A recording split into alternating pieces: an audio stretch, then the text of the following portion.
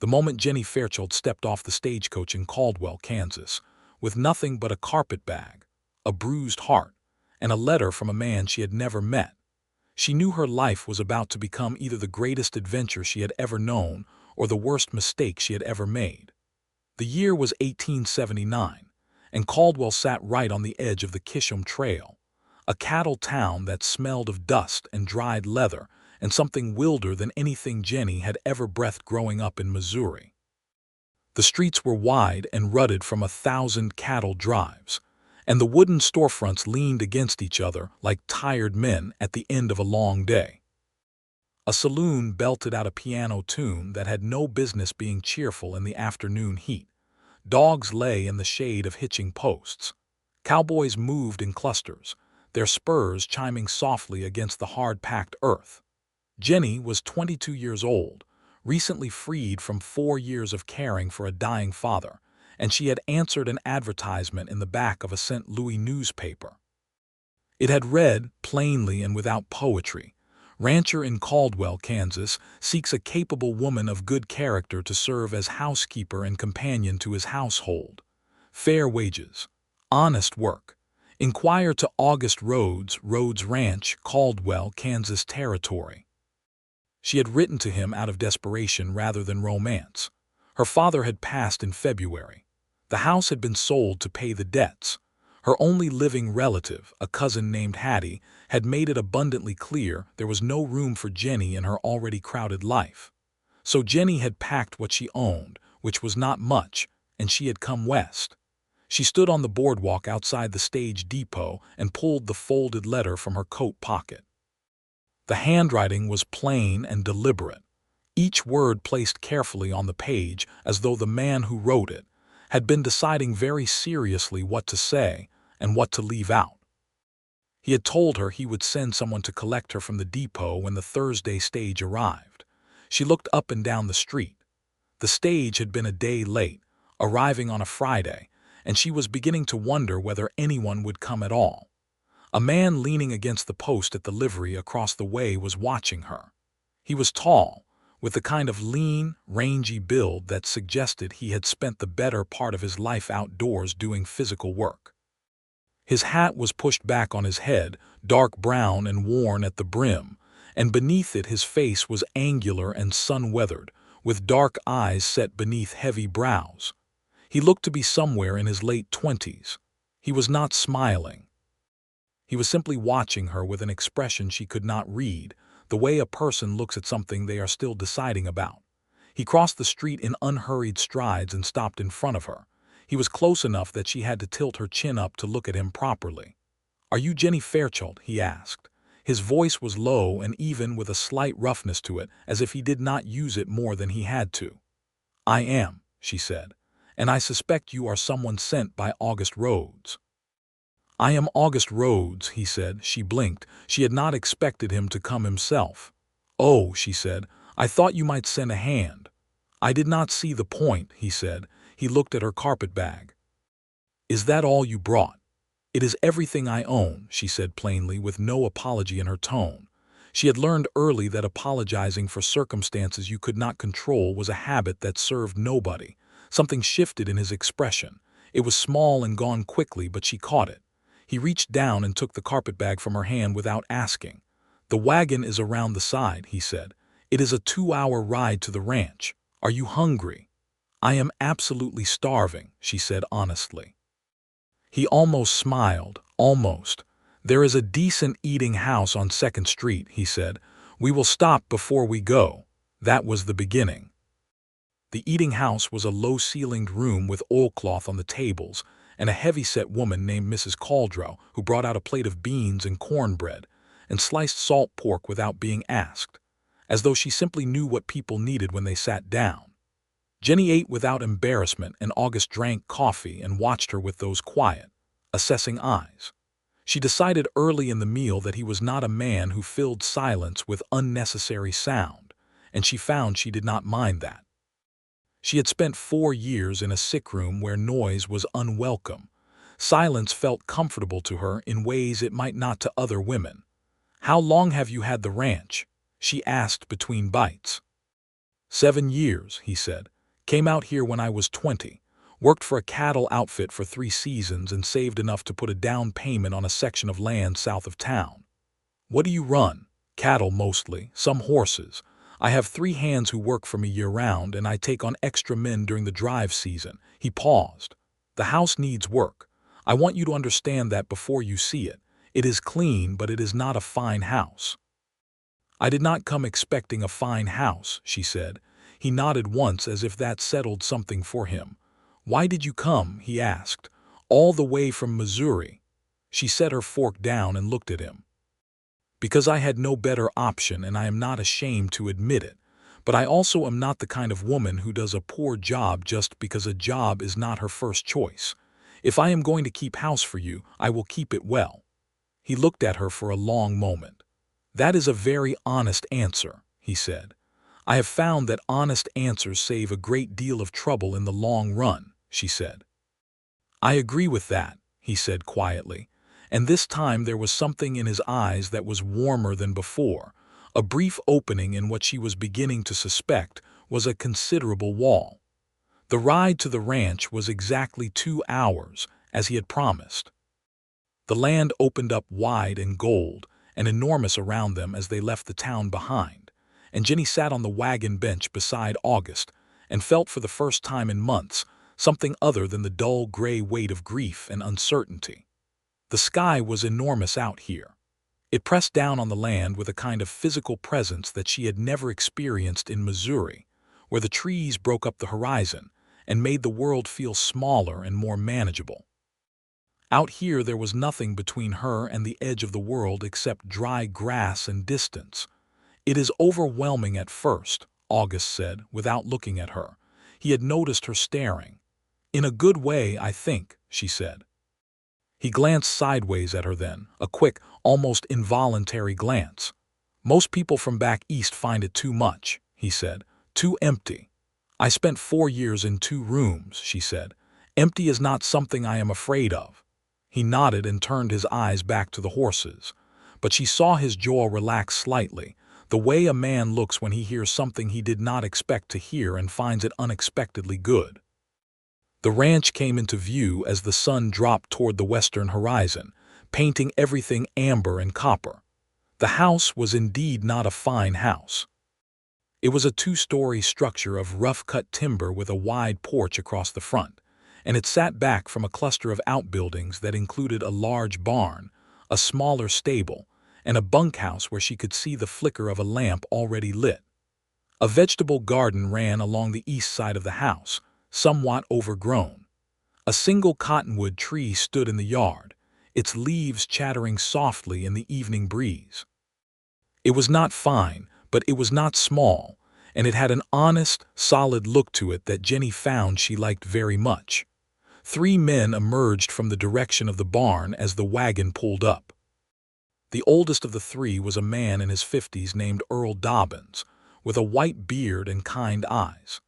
The second was a young man of perhaps 19 or 20, gangly and freckled, who introduced himself as Charlie Marsh and immediately tried to take Jennie's carpetbag from August, who had already retrieved it from the wagon bed. The third was a quiet, dark-skinned man named Samuel Greer, who said very little but who shook Jennie's hand with a firm, respectful grip and told her it was good to have someone in the house again. Again, she asked later that evening, when August was showing her around the house. He paused in the doorway of what would be her bedroom, a small but private room off the kitchen. My mother lived here for the first 2 years, he said. She came out with me when I built the place. She went back to Arkansas in '77. Her health. Is she living? Jennie asked gently. She is, he said. She writes when she can. You must miss her, Jennie said.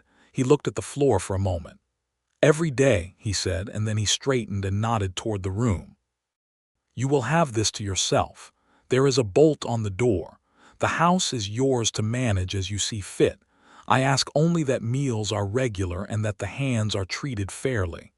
That is reasonable, she said. He turned to go, then stopped. Miss Fairchild, he said, I am glad the stage brought you safely. Good night. Good night, Mr. Rhodes, she said. She closed the door behind him and stood alone in the room for a long moment, listening to the unfamiliar sounds of the ranch at night, the cattle lowing somewhere far in the dark, the cottonwood shaking its leaves, the distant sound of Earl's laugh from the bunkhouse. She sat on the edge of the narrow bed and pressed her hands together in her lap and breathed.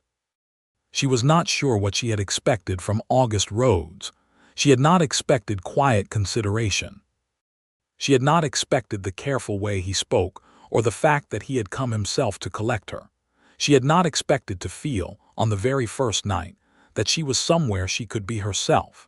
She told herself firmly that she should not read too much into small gestures from a man she had known for less than a day.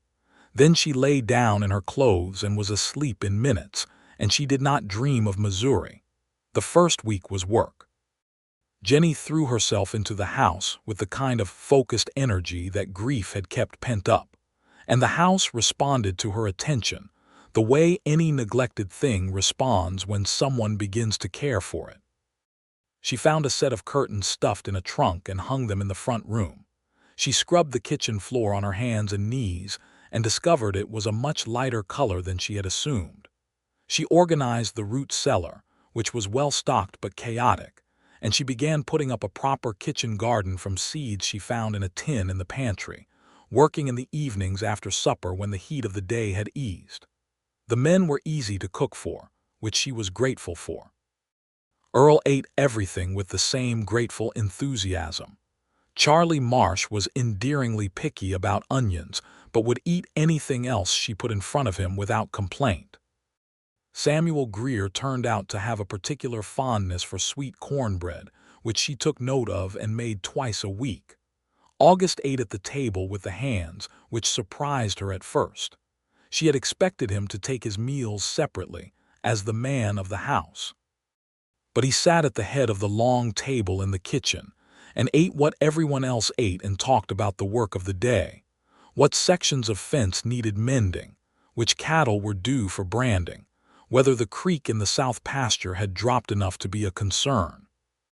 He included her in these conversations naturally, without condescension, which meant he was either very good at manners or he genuinely valued her opinion even before he had any real evidence of it. She began to notice things about him. He was up before anyone else every morning, and she knew this because she was also up before anyone else, a habit from the sickroom years, and she would come into the kitchen to find the stove already lit and coffee already on. He never asked her to thank him for this, and she never did, but one morning she came in and found not only the stove lit and the coffee on, but a small bunch of wildflowers in a chipped blue cup on the kitchen table, and she stood and looked at them for a long moment before she began making breakfast. She said nothing about the flowers to him. He said nothing about the flowers to her.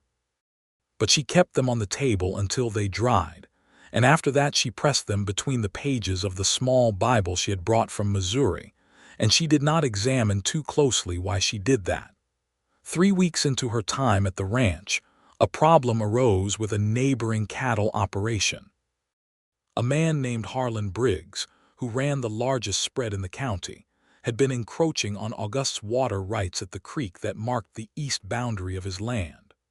August came in for supper one evening looking tighter in the jaw than usual, and after the hands had gone back to the bunkhouse, he sat at the kitchen table with a cup of coffee and a crease between his brows that had not been there before.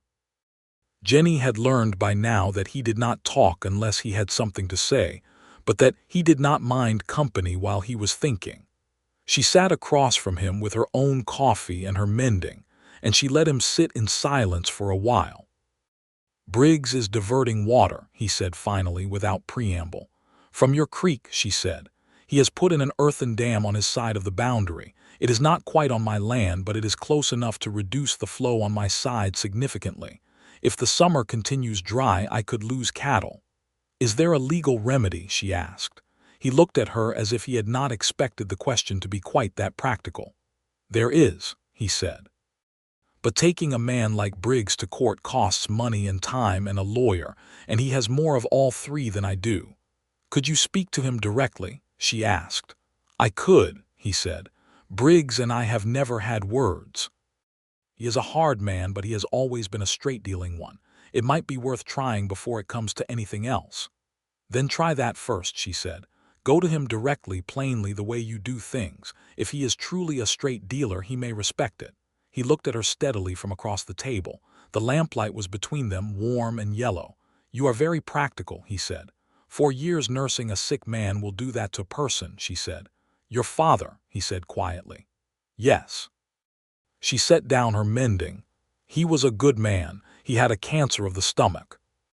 It was 2.5 years of watching him diminish, and then another 1.5 years after that of managing the decline of everything else.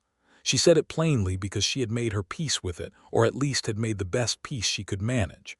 "But it taught me that most problems, when you are not panicking, have a sensible approach, and the sensible approach is usually the direct one." August was quiet for a moment. "I am sorry about your father," he said. "Mine died when I was 15. It changes everything." "Yes," she said softly, "it does." They sat together for a while longer after that, the kitchen quiet around them, the night sounds of the ranch coming in through the screen door. It was the most either of them had said to the other at one time, and Jennie was aware of something shifting between them, something quiet and tentative, like a plant pushing through dry soil toward the light. August rode to Briggs's ranch 2 days later and came back in the evening with the air of a man who had done something unpleasant but necessary. He reported at supper that Briggs had agreed to remove the dam, and that they had shaken hands on it, and that was all he said about it. But that evening he sought Jennie out where she was working in the garden and told her, quietly, that her advice had been sound. "I only said what seemed obvious," she said, wiping her hands on her apron. "The obvious thing is sometimes the hardest thing to see when you are too close to it," he said. He was standing at the edge of the garden with his hat in his hands, and in the long golden light of the late evening, he looked different from the way he looked during the day, less guarded somehow, as if the end of the working hours allowed him to be something slightly other than the rancher he performed during daylight.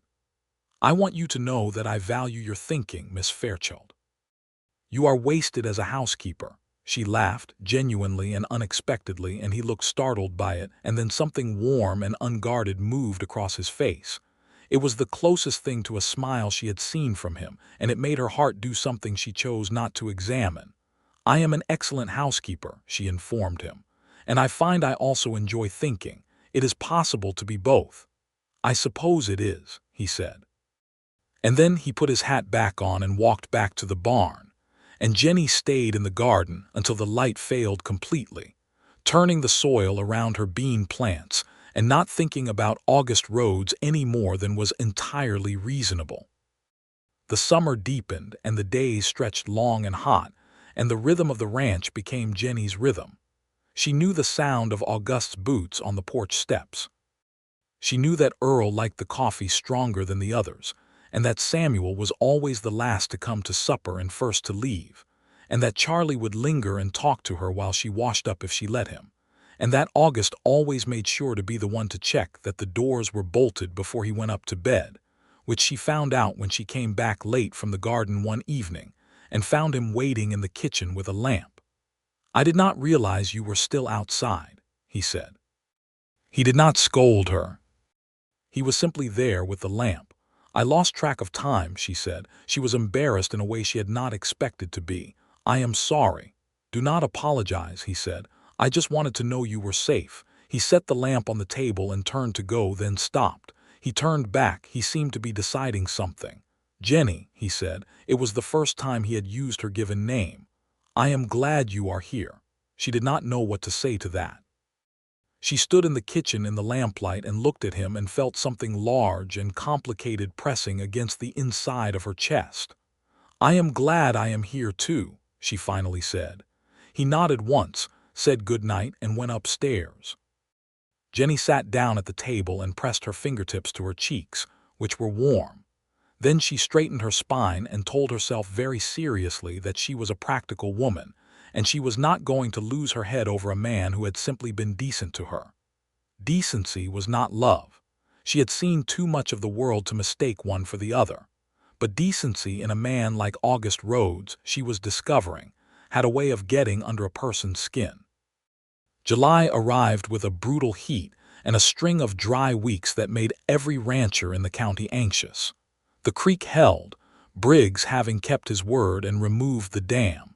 The cattle were moved to better grazing in the north section. August spent long days in the saddle and came in for supper sun-darkened and quiet, and Jennie made sure there was always cold water and something substantial on the table. One Sunday afternoon, when the heat had eased slightly and the hands had gone into town for their day off, Jennie was sitting on the porch with a book when August came and sat down on the steps. He was in his shirt sleeves, which she had rarely seen, and he had a letter in his hand that he had been reading and rereading. "Is something wrong?" she asked, setting her book down. "My mother," he said. "She says she may not be well enough to travel this year. She had been hoping to come for a visit in September." "I am sorry," Jennie said. "That must be hard." "She would like to come," he said. "She just may not be able to." He looked at the letter. "She asks about the ranch. She asks about the hands. She asks about you." Jennie blinked. "About me? I may have mentioned you in my last letter," he said. He was looking at the porch boards, not at her, and she noticed with some astonishment that the back of his neck was faintly pink. "What did you tell her?" she asked. "That you were capable," he said. "And unusual." "Unusual," she repeated. "Is that a compliment where you come from?"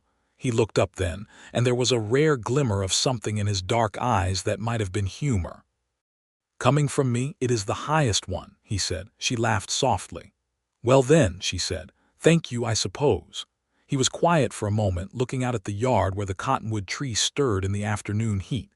"She said to tell you that anyone who gets August to write a whole paragraph about them must be remarkable," he said, and his voice was so dry and contained that Jennie was not sure for a moment whether she had heard him correctly.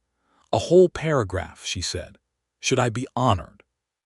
"Probably," he said, and now there was definitely something like a smile at the corner of his mouth, and Jennie felt that pressure in her chest again, warm and undeniable. She made a decision then, sitting on the porch in the Sunday heat. She decided that she was done pretending she did not feel what she felt. She was a practical woman, and the practical thing was to acknowledge the truth, even if she kept it entirely to herself for the time being. She was falling in love with August Rhodes, quietly and surely, the way a creek fills with snowmelt, not all at once but steadily, until you look at it one morning and realize it is full. She picked her book back up. "You should write her back," she said. "Tell her about the creek in the north section. Tell her the garden is doing well. Those are good things to know from far away." "I will," he said. He stayed on the steps for a while longer, and she read her book, and neither of them spoke again. But it was one of those silences that is full rather than empty, and Jennie knew they both felt it. August's closest neighbor and friend, a cattleman named Pete Halliday who ran a modest spread to the northwest, came to supper in mid-July with his wife Clara and their 2 young children. Clara was a bright, warm woman of about 30 who took an immediate liking to Jennie and pulled her aside after supper, while the men talked cattle on the porch. "Lord Almighty, it is good to see someone rational living in that house," Clara said, sitting at the kitchen table with the frankness of a woman who had no time for games. "August is one of the finest men I know, but that place needed a woman in it 2 years ago." "He manages very well on his own," Jennie said carefully. "He manages," Clara agreed, "but managing is not the same as living." She looked at Jennie with a sharp, kind eye. "How do you find him, honestly?" Jennie considered. "Honest," she said. "Careful. Good." Clara smiled at her with an expression that suggested she heard considerably more in those 3 words than Jennie had intended to put there. "Yes," she said simply. "He is all of those things. He has also been alone for a long time, and I think sometimes he has forgotten that he does not have to be." Jennie said nothing. She began washing the supper dishes. Clara wisely changed the subject.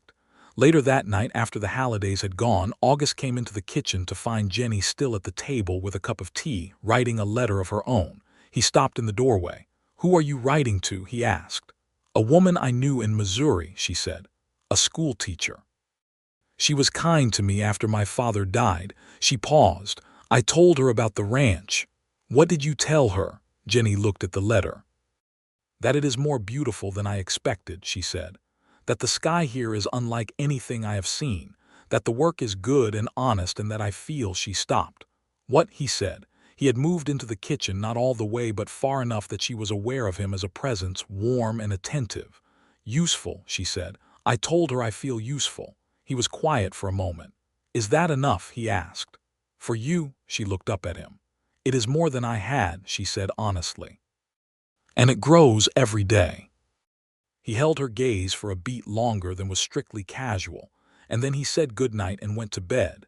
And Jennie sat with her unfinished letter and thought that she had perhaps said more than she intended, and that she was not entirely sorry about it. August himself was engaged in something of a private battle that summer. He was a man who had learned early that feelings, when indulged without discipline, led to problems.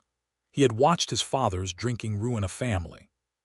He had watched men lose their ranches over bad decisions made in the heat of emotion. He had built his life on the principle that steadiness and clear-headedness were virtues, and that wanting things too much was dangerous. But Jennie Fairchild was a problem he had not anticipated. He had expected a capable woman, the advertisement had specified that, and she was certainly capable. He had not expected someone so clear-eyed and direct. He had not expected the way she laughed, sudden and genuine, the way she asked good questions about his work and actually listened to the answers. He had not expected to come home to the kitchen and find it smelling of bread and feel something he had not felt in years, something close to happiness, and to realize it was not the bread that was making him feel that way. He was aware that he was her employer, and he was not the kind of man who would take advantage of a situation of unequal power. She had come to him in need of work and shelter. She had not come looking for a husband. He did not know if she thought of him as anything other than a decent man who paid her wages on time, and he was not sure how to find out without overstepping. He was still working through all of this when August itself, the month, not the man, brought a trouble he had not anticipated. It began with the horses. 3 of his best horses disappeared overnight in the 3rd week of the month. August found the paddock gate open, and the tracks of a half-dozen riders leading south into the open range. He rode into Caldwell that morning to report it to the sheriff, a steady man named Crockett who had held the job for 4 years and ran the town with a firm but reasonable hand. "You are the 3rd rancher this month to lose horses," Crockett said, leaning back in his chair. "There is an outfit working the southern range. We think they are driving the stock across into Indian Territory and selling them. I have sent to Dodge for more information. In the meantime, I would advise you to reinforce your paddocks and have your men take turns keeping watch." August came back to the ranch and told the men at supper. Charlie Marsh looked indignant in the way of young men who have not yet learned to separate anger from usefulness. Earl was grimly unsurprised. Samuel said he would take the first watch. Jennie listened without interrupting. When the men had dispersed, she said quietly to August, "What were the horses worth?" "A significant amount," he said. "2 of them were horses I was planning to sell at the autumn market. It sets me back." She nodded, thinking. "What do you need me to do?" she asked. He looked at her. "Nothing," he said. "This is not your problem." "Everything that concerns this ranch concerns me," she said, and said it as a simple statement of fact, not a declaration of anything more than her professional investment. But he looked at her for a moment with something behind his eyes that she could not quite name. "I know," he said, "and I am grateful for it. But tonight I need you to stay inside the house and keep the doors bolted. We do not know if these men are dangerous." "Are you going to ride out?" she asked. "I am going to ride south with Earl and see if we can find where they went," he said. "Samuel will stay." She did not argue. She understood the division of labor. But after he had gone, she sat in the front room with the lamp turned low and the old shotgun she had found in the hall closet, and which she had quietly learned to load in the first week of her residence. And she listened to the dark until she heard horses returning at 2 in the morning, and Samuel's voice saying something low and Earl's voice answering it. August came to the kitchen door. He was dusty and tired, and the look on his face told her they had not found the thieves, but they had found the direction, and that was something. "You should sleep," he said, seeing her in the chair. "I waited," she said simply. He looked at her for a long moment, and then he set his hat on the table and sat down across from her and rubbed his face with both hands, and she could see how tired he was. She got up without asking and poured him a cup of cold coffee and set it in front of him, and he drank it without comment, and they sat together in the low-lit kitchen while the night settled back into quiet around them. "Thank you," he said finally. "You do not have to thank me for sitting up," she said. "I know," he said, "but I am glad someone was." She understood that he meant something more than the literal statement, and she let it sit between them in the kitchen like a small, warm thing that neither of them was quite ready to name. The horse thieves were caught 3 weeks later by Sheriff Crockett and a posse from the county, 2 counties to the south. August's horses were recovered, though one had been sold already and could not be retrieved. He received a portion of compensation. The incident closed itself out the way most such incidents did in those years, imperfectly but conclusively enough that life could resume. September came in with cooler mornings and a sweetness to the light that Jennie had not expected from Kansas. The garden was producing its final rush of tomatoes and late squash, and the house felt settled and sure in a way that it had not in July, when everything was new and fragile. She had been at the ranch for nearly 3 months, and she was aware that her original arrangement had been for 3 months, a trial period that neither of them had explicitly discussed renewing. She was preparing supper one evening when August came in from a day of working the cattle in the south section and washed up at the pump and came into the kitchen and said, without preamble, "Your 3 months are up at the end of the week." She kept stirring the pot on the stove. "Yes," she said. "I would like you to stay," he said, "indefinitely, with an increase in wages." She set down the spoon and turned to look at him. He was standing in the middle of the kitchen with his hat in his hands and his dark eyes on her, and there was something in his face that was more than a professional arrangement, and they both knew it. "Are you asking me to stay as your housekeeper?" she said carefully. He was quiet for a moment. He was choosing words the way he always chose words, deliberately. "I am asking you to stay as whatever you choose to be," he said, "but I would like very much if you chose to be here." She looked at him steadily. She was a practical woman, and she was not going to misread a thing. "August," she said, "if you are saying something more than employment, you should say it plainly." He took a breath. He put his hat on the table. He seemed to be coming to a decision that he had been weighing for a long time. "I am saying," he said, "that I have spent the better part of 3 months trying very hard not to notice that I think about you most of the hours of the day, and I have not been especially successful. I am saying that this house is a different place with you in it, and not only because the curtains are better. I am saying," he stopped. He looked at the floor. Then he looked at her. "I am saying that I care for you, Jennie. More than I expected to, and more than I have probably any right to, given that I put an advertisement in a newspaper, and you are technically my employee, and this is not how these things are supposed to work." She was quiet for a long moment, and he waited, and she could see the effort that waiting cost him. "August," she said, "I have been falling in love with you since you picked up my carpetbag outside the stage depot and told me there was a decent eating house on 2nd Street. He stared at her. "That is an uncommonly specific moment," he said. "I am an uncommonly specific person," she said. Something happened in his face then. Years of careful guardedness dissolved in the space of a few seconds, the way a dam breaks, not with a bang but with a slow and then sudden release, and what came through was something clear and bright and enormous. He crossed the kitchen in 2 strides and took her face in his hands, and he looked at her for a moment as if he needed to confirm that she was real and that she had truly just said what she said, and then he kissed her with a gentleness that surprised her, careful and sure, the way he did everything. She put her hands against his chest and kissed him back, and the pot on the stove began to bubble, and she did not notice for quite some time. Supper was somewhat overcooked that night. The men ate it without complaint. There was a conversation to be had, of course. They had it 2 evenings later, sitting on the porch in the September dusk. The particulars of Jennie's situation were ones that both of them were aware of. She was not a woman of property. She had come to him in need, and he had been her employer, and the power in that arrangement had not been equal. She said this to him directly because she was Jennie Fairchild, and she said things directly. "I need to know," she said, "that you are not saying what you said because I am convenient or because you feel responsible for me." "I know why I am saying it," he said. "And it is not either of those things." "How can you be certain?" "Because responsible does not keep a man awake thinking about the way someone laughs," he said. "And convenient does not make a man ride 2 hours faster than necessary to get back to a ranch at the end of the day." She looked at him. "You rode faster," she said.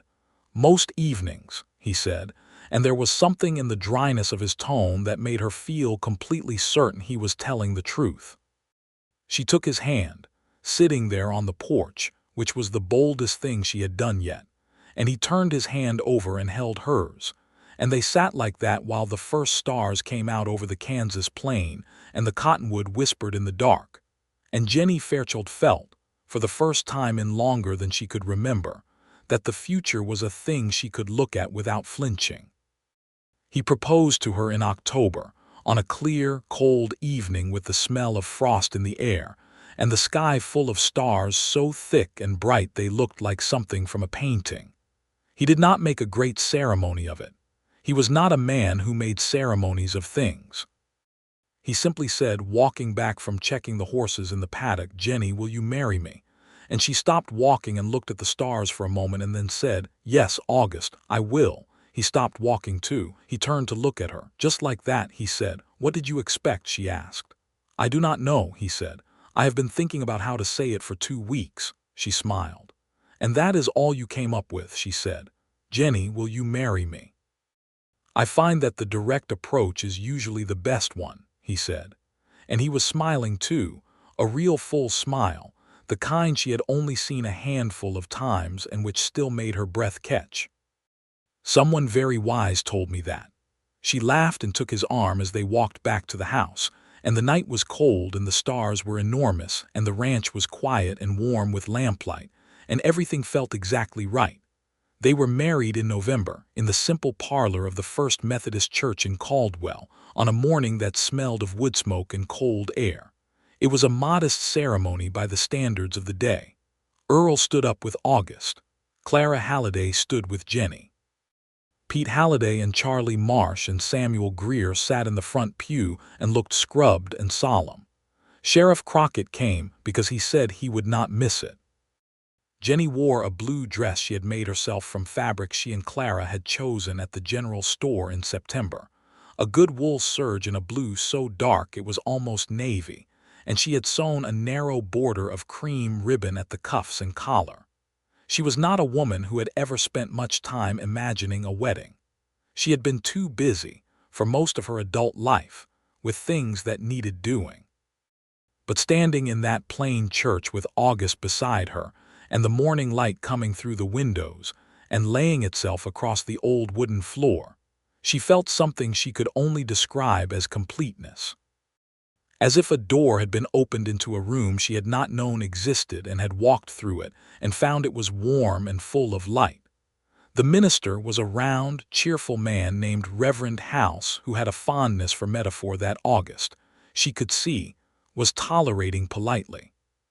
When he said, "You may kiss the bride," August turned to her and cupped her face in both hands and kissed her gently, just as he had that first evening in the kitchen, and Clara Halliday made a sound that was either a sob or a cheer or possibly both. Earl Dobbins slapped August on the back hard enough to rock him forward and said, "About time, son," in a voice that was rough with something more than cheerfulness. They went back to the ranch for a wedding dinner that Jennie had prepared the day before, with Clara's help, a proper meal with roasted chicken and sweet potatoes, and 2 kinds of pie.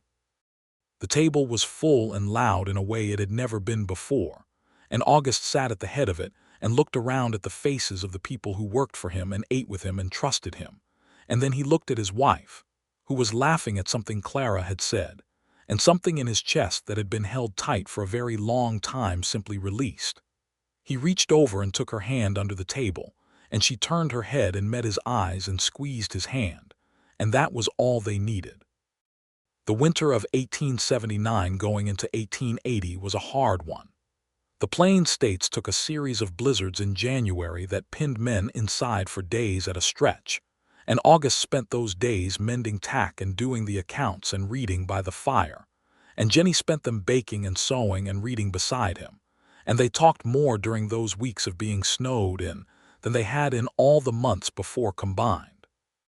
She told him about her childhood in Missouri, about her mother who had died when Jennie was 11, about her father who had been a school teacher and had taught her to read everything she could get her hands on, about the particular loneliness of being the only child in a house that was too quiet. He told her about growing up in Arkansas, about the poverty of the hill country, about a father who drank and a mother who endured, and the decision he had made at 15 when his father died that he would build something of his own, something real and lasting, because the only way to honor a difficult beginning was to make a better ending. "You have done that," she said simply. "Look at this place." He looked around the front room, the fire, the curtains she had hung, the rug she had braided from fabric scraps in the evenings. "We have done that," he corrected. She felt the heat rise in her face and was glad of the firelight to cover it. Charlie Marsh announced in February that he was thinking of leaving come spring to go further west, toward Colorado, where a friend had told him there was good money in mining. August listened without trying to change his mind, which Jennie admired. He told Charlie that he had been a good hand, and that there would always be a place for him at Rhodes Ranch if he ever came back. Charlie shook August's hand and Jennie's hand, and told Jennie that her cooking was the finest he had encountered in all his 19 years of living, which made her laugh. Earl hired a new hand in March, a quiet young man of 20 named Thomas Hicks who was competent with horses and who turned out to be a surprisingly good banjo player, which made the evenings in the bunkhouse considerably more musical. Spring came, and with it came news that August's mother would not be making the journey to Kansas that year either. Her heart was giving her trouble, and the doctor in Arkansas had advised strongly against long travel.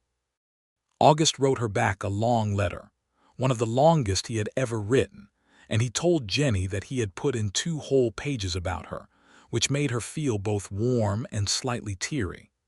She wrote her own letter to his mother, introducing herself properly, and enclosed a pressed wildflower from the garden, because she had read somewhere that pressed flowers were a kind of language.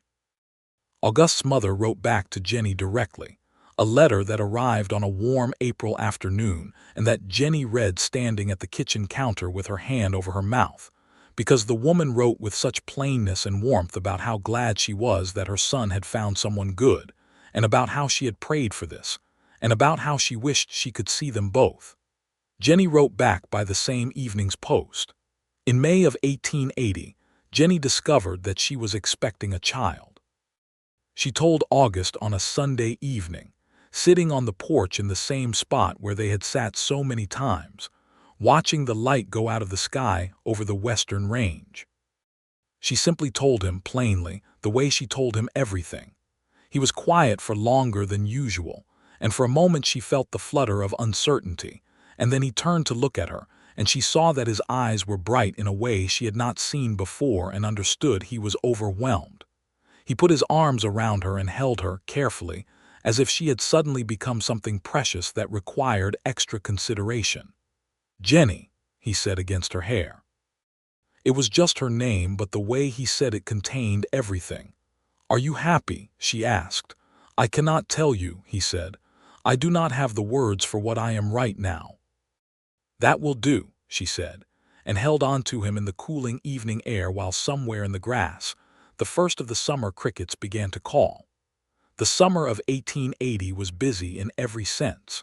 The cattle market was strong, and August drove a good herd north to Dodge City in June with Earl and Samuel and Thomas, and Jennie managed the ranch in his absence with a competence that surprised no one who knew her.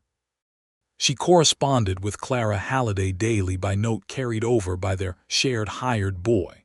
And Clara came twice a week to sit with her and bring her pie and argue cheerfully about everything from household management to the proper way to handle difficult men.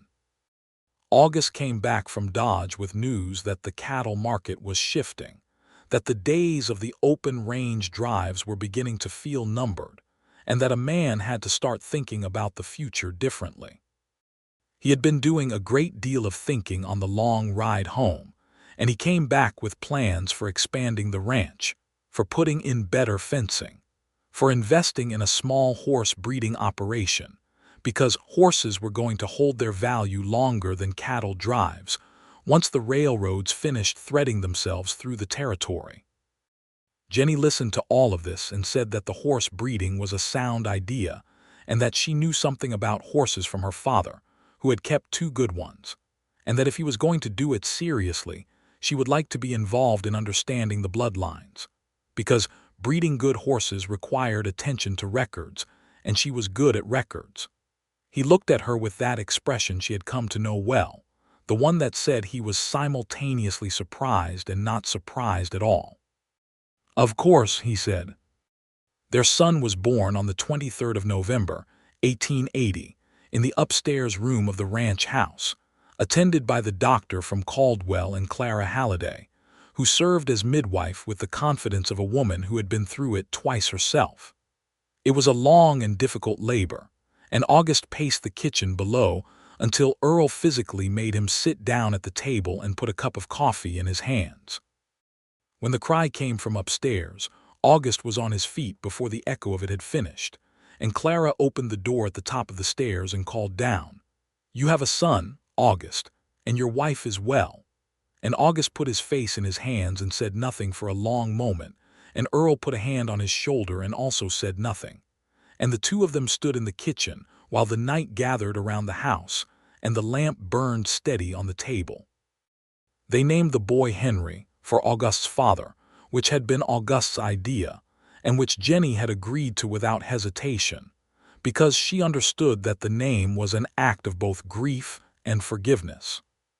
Henry Rhodes came into the world with his father's dark eyes and his mother's determined expression, and he was, from the very first day, a person of considerable opinion about when he wanted feeding and when he wanted sleep, and his voice carried through the walls of the ranch house with impressive force.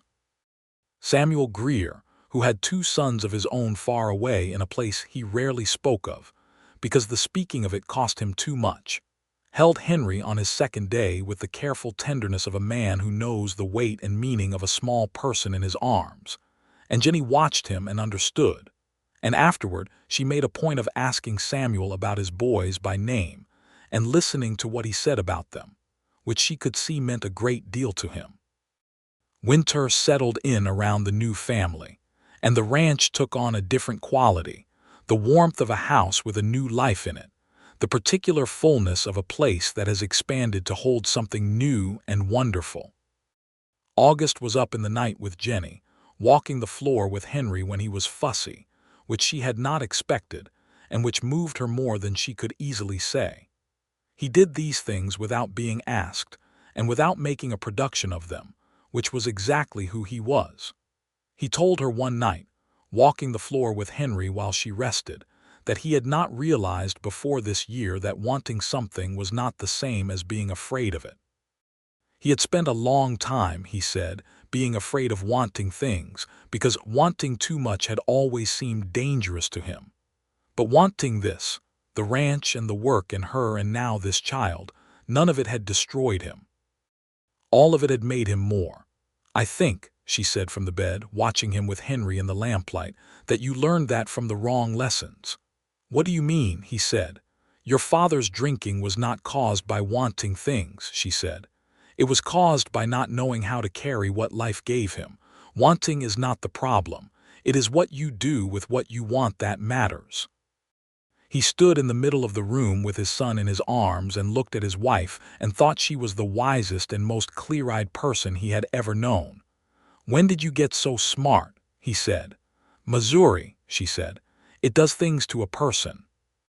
He smiled and kept walking, and Henry fell asleep to the sound of his father's footsteps on the good solid floor of the ranch house, and Jennie watched them both until she fell asleep herself, and the lamp burned low and the winter pressed close against the windows, and inside the house everything was warm and full and right. Spring came back to the plains as it always does, suddenly and without apology, and with it came the letter that August had been both hoping for and dreading. His mother, Hannah Rhodes, wrote to say that the doctor had revised his position. Her heart, while not strong, was stable enough for a carefully managed journey by train, and she would like to come in May if the invitation still stood. The invitation absolutely still stood. August wrote back by the next day's post, and Jennie wrote in the same envelope, and they cleared the best downstairs room for her, and bought a proper feather mattress from the general store in Caldwell, and Jennie put up new curtains, and filled a small vase with the first wildflowers of May. Hannah Rhodes arrived on a Wednesday on the afternoon train, and August met her at the depot in Caldwell, and drove her out to the ranch in the wagon, and Jennie was waiting on the porch with Henry on her hip. Hannah Rhodes was a small, thin woman of 52 with eyes exactly the color and weight of her son's, and when she looked at Jennie for the first time she said nothing at all for a moment, and then she said, "Oh, August did right," and Jennie stepped forward and took her free hand and said, "I have been looking forward to this for a long time, Mrs. Rhodes." And Hannah said, "Hannah, please," and that was the beginning of one of the finest friendships of Jennie's life. Hannah stayed 2 months. She was not strong enough to do much physical work, but she sat with Jennie in the kitchen, and they talked for hours about August as a boy, about the hill country of Arkansas, about what it meant to build something in a hard place, about the particular dignity of women who endure and then go further than endurance. She adored Henry with the helpless completeness of a grandmother who has been waiting for this grandchild without knowing she was waiting. She and Earl Dobbins, who had known August since he was 20, spent whole evenings on the porch telling each other stories about his early years that made August go somewhat pink around the ears. On the last evening of her visit, Hannah sat with August on the porch while Jennie put Henry to bed, and when Jennie came back out, she found them sitting quietly together in the way of people who have said the important things and are resting in the aftermath. Hannah looked up at Jennie and said, "You have taken care of him." "We have taken care of each other," Jennie said. Hannah reached out and took Jennie's hand with her own thin one and held it for a moment, and then she said to August, "She is right, you know. That is what it is supposed to be." August looked at Jennie across the porch, and the long summer evening settled around them, and he said, "I know, Mama, I know." Hannah went home to Arkansas in early July, and they put her on the train at Caldwell with a basket of food Jennie had packed and a drawing Henry had made, which was entirely abstract but which Jennie had labeled Grandma on the back in pencil. August stood on the platform until the train was out of sight, and Jennie stood beside him with her hand in his, and she knew he was thinking about the distance and the frailty and the fact that his mother was well now but would not always be. She pressed his hand and did not try to say anything that would make it smaller than it was. "She will write," Jennie said eventually, "and we will write back, and we will go see her in the spring." He looked at her. "You would come," he said. "Of course I would come," she said. "Arkansas is not the moon." He smiled, and they walked back to the wagon, and Henry fell asleep on the way home with his head against Jennie's arm, and the summer stretched ahead of them long and good and full of possibility. The years that followed were not without difficulty. The early 1880s brought continued pressure on the open range. The railroads pushed further through Kansas and into the territories, changing the patterns of the cattle trade in ways that required constant adjustment. August adapted, because adaptation was something he was good at. The horse breeding operation Jennie had helped him develop proved to be a sound decision. By 1883, they were selling quality horses to ranchers and cavalry units alike, and the reputation of Rhodes Ranch for good bloodlines was established enough to bring buyers from as far as Colorado. The injustices of the territory were not invisible to either of them. Samuel Greer had been with August for years and had proven himself as reliable and skilled as any man on the ranch. But there were places in Caldwell where he could not go without trouble, and men in the county who would not deal with him because of the color of his skin. August addressed this with the directness that characterized everything he did. He paid Samuel wages equal to Earl's, which was not universal practice, and he stood beside Samuel more than once in the face of men who thought they had the right to say something, and what he said on those occasions was brief and final and generally effective. It was not enough. It was never enough in those years, but it was what he could do, and he did it. Samuel's sons, it turned out, were living in Missouri, and when Samuel mentioned in the spring of 1882 that he would like to go and see them, he had not seen them in 4 years. August told him to go and take as much time as he needed, and Jennie packed him a trunk of food for the train journey. Samuel came back 8 weeks later with a different look about him, something freed up around the eyes, and he thanked them both in the reserved way that was his nature, but the thanks were real and they all knew it. Jennie's friendship with Clara Halliday deepened through those years into the kind of friendship that is less like an addition to a life and more like a structural element of it. Clara had a third child in 1882, a girl, and Jennie was at her side through it. And when Clara was having a difficult month of melancholy in the autumn of that same year, Jennie went to the Halliday ranch every day for 2 weeks and sat with her and talked when Clara wanted talking and was quiet when Clara wanted quiet. And Pete Halliday told August that Jennie had probably saved his wife and certainly saved his marriage. August conveyed this to Jennie, who said that Clara would have been fine regardless and that she had simply been there. And August said that sometimes being there was the whole thing. Henry grew. He was a determined, energetic boy with his mother's directness and his father's steadiness, and he loved the ranch with the whole-bodied love of a child who has grown up as part of it. He learned to ride at 4, which was perhaps slightly earlier than was strictly advisable, and he learned which horses could be trusted and which needed careful handling, and he learned the names of all the cattle and referred to them by name in ways that made August explain gently that the cattle were a business and not a collection of personal acquaintances, which Henry received with polite skepticism. In the spring of 1883, Jennie discovered she was expecting again. This time she told August in the kitchen, stirring a pot of something, the way she had told him the first time, direct and without ceremony. He walked around the kitchen table and held her face in his hands and said, "Are you well?" "I am very well," she said. "And before you ask, Clara is already aware and has opinions about everything." He laughed, a real full laugh, and kissed her on the forehead and then on the mouth, and she let the pot go off the boil entirely.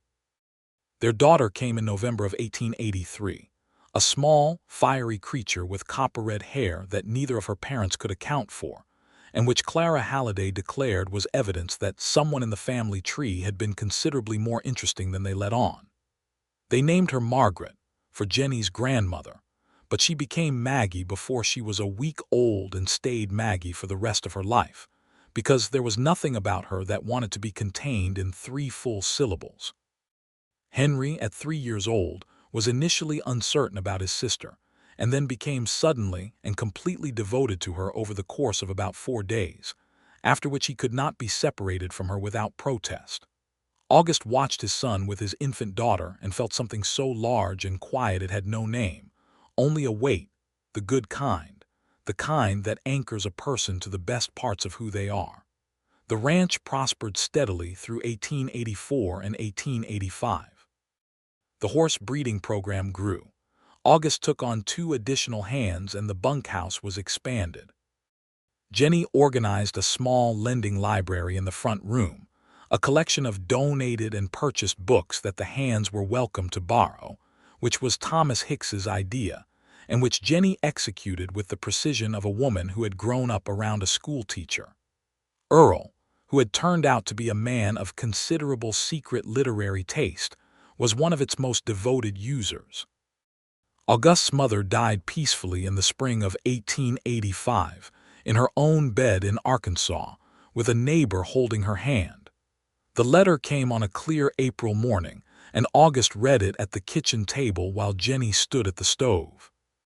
He read it twice, and then set it down and sat for a while with his hands flat on the table. Jennie turned off the stove and came and sat beside him and put her hand over his and said nothing, because there was nothing to say that would do justice to it. He grieved quietly and completely, the way he did everything. Jennie grieved with him, for his mother, and for the house she had never fully moved into, and for the woman who had written her such warm and honest letters. She wrote to Hannah's neighbor in Arkansas, thanking her for being there at the end, and received back a letter that said Hannah had spoken of her son's wife often and with great pride, and that she had kept Jennie's letters in a small tin box beside her bed. August kept the tin box when they sorted through his mother's few possessions. He kept it on the bookshelf in the front room where Jennie's library was, and sometimes in the evenings she would see him touch the lid of it in passing lightly. The way you touch something you want to remind yourself is real. By 1886, Caldwell was changing. The cattle drives that had made it wild and loud were diminishing as the railheads moved, and the open range was fenced, and the era of the long trail drive began to feel like something that was already becoming history. The town grew more settled, more permanent. New buildings went up. A proper schoolhouse opened, which was of particular interest to Jennie, who enrolled Henry the moment it did, and who was on the school committee within the month, and had reorganized the supply ordering system within the year, to the considerable gratitude of the teacher, a young woman from Ohio named Miss Beale, who told Jennie that she was the most organized person she had ever met, and that she wished she could clone her. Jennie found herself involved in the town in ways she had not expected and had not planned for but which felt natural. She helped organize a community garden on the edge of town for families who did not have the space for their own. She sat on the committee for the new church hall. She was not a woman who sought influence for its own sake, but she was a woman who saw when things needed doing and could not help but do them, and people in a small town noticed that quality quickly. August watched her move through the town with a pride that was quiet and genuine. He was not a man who was threatened by his wife's capability. He had known from the first weeks of their acquaintance that she was more capable than most people in the county in certain ways, and he had never found this to be anything other than remarkable. One evening in the late summer of 1886, they were sitting on the porch after the children were in bed, as they had made a habit of sitting together in the evenings whenever the day allowed it, and August said, in the quiet and particular way he said things, "Do you remember the day you stepped off the stage?" "I remember every detail of that day," she said. "What did you think of me?" he asked. She considered. "I thought you were the most self-contained person I had ever seen," she said. "I thought you were probably good, but that it would take a long time to find out, and I thought that you had kind hands for a man who did not smile very much." He was quiet for a moment. "Kind hands." He said, "You took my carpetbag," she said. "You did not ask and you did not make a show of it, you just took it, that is what I mean." He looked down at his hands, which were scarred and calloused from years of ranch work. He said. "What did you think of me?" she asked. "I thought," he said slowly, "that you were going to be a great deal of trouble," she laughed. "And was I? Every single day," he said, "the very best kind." She leaned her head on his shoulder, which she had taken to doing in the evenings, and he put his arm around her. And they sat like that while the stars came out over the wide Kansas plain, and the cattle were quiet in the south pasture, and the horses moved slowly in the paddock, and somewhere in the house Henry was probably not asleep yet, and Maggie was definitely not asleep yet. But they had a few more minutes before one of them called out, and Jennie intended to use every one of those minutes. "August," she said. "Yes," he said. "Are you happy?" she said. She had asked him this once before on the porch in September of 1880 when she told him about Henry, and he had said he could not find the words for it. She wanted to know if that had changed. He was quiet for a moment in that way that meant he was considering carefully. "I am more than happy," he said. "Happy is a word for a single afternoon. What I am is settled and glad and full." every day. She tightened her arm around his waist, and he held her closer. And they sat in the good dark of the Kansas summer and were both, entirely and completely and without reservation, at home. By 1887, Henry was 6.5 and ferociously interested in learning everything about horses, which his father was happy to teach, and which Jennie supplemented with books from her small library and later from a subscription to an agricultural journal that arrived monthly, and which Henry read with an intensity that suggested he was going to be either a horseman of some distinction or a professor, or possibly both. Maggie at 3.5 was walking, talking, and issuing opinions at a velocity that kept everyone around her in a constant state of either delight or mild alarm, and she had discovered that if she sat very still beside her father while he did the ranch accounts, she could watch him work and ask him questions, and he would answer every one of them, which was what she liked best. Earl Dobbins retired in the autumn of 1887, finally and firmly, after 20-some years of working cattle country. He did not go far. He went to live with his daughter in Caldwell itself, and he came out to the ranch for Sunday supper most weeks, and he held his place at the long kitchen table as though it were still his, which it was. August hired a man named Frank Reeves to replace him, a steady, capable hand in his early 40s who integrated himself into the rhythm of the ranch with the ease of long experience. Samuel Greer stayed. He stayed through everything, through the changing cattle markets and the new hands and the growing children, and the years that added themselves one by one to the life of the ranch. He had become, without ceremony or announcement, something more than a hired hand. He was part of the foundation of the place. His sons visited in the summer of 1887, 2 young men in their mid-20s who were polite and curious, and who helped with the horse work during their week's stay. And Jennie made sure they ate well and had good beds, and she watched Samuel with his boys and felt that particular warmth of seeing a man reunited with the people he had missed. The spring of 1888 brought a surprise that Jennie had not entirely expected, though in retrospect the signs had been there. She and August were in town one Saturday morning for supplies when a man approached August outside the general store and offered him a sum of money for Rhodes Ranch, a sum large enough to be serious. The man was a land consolidator, a type who had been moving through the county buying up smaller operations as the cattle trade changed, and he spoke about the offer with the smooth confidence of someone who assumed the answer would be yes. August looked at the man pleasantly and said, "No, thank you," and tipped his hat and walked away. The man followed and increased the number. August said no again. The man made an even larger suggestion, at which point Jennie, who had been standing slightly to the side, said, with great courtesy and absolute finality, "I believe my husband has given you his answer twice, and he is not generally a man who needs to give it 3 times. The man looked at her, looked at August, looked back at her, and decided that this was a complete and closed matter. He left. August looked at Jennie. She looked back at him. "I know," she said. "You had it." "I did," he agreed. "But it was faster with you."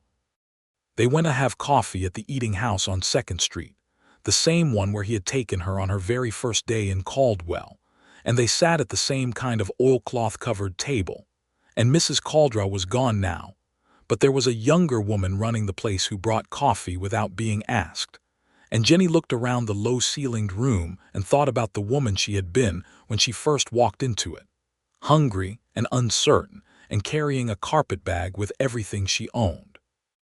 "I sat across from you in this room," she said, "and I thought that you were very contained and possibly very lonely." "Both true," he said. "And I thought that whoever ran your household would have their work cut out for them." "Also true," he said.